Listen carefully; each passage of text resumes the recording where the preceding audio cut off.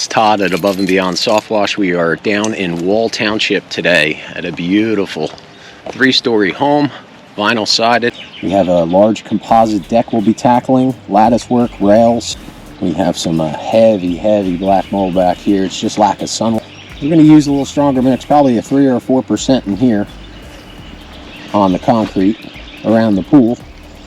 Some 2nd-story peaks up top here that we're going to have to tackle. I'm probably going to put up an A-frame and then just walk this peak here.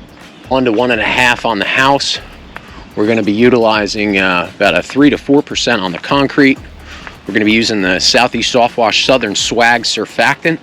You're not smelling the bleach with that surfactant, and it's worth every penny. This is the far side of the home. Needs a little bit of love as well. Lack of sunlight, north side. Beautiful place. Can't wait to make a difference. Let's go. It's going to be a great turnaround for the client. He's going to be shocked when I'm done. But I just want to bring you guys along for the ride today. So check it out. Hope you enjoy. Subscribe to the channel and like.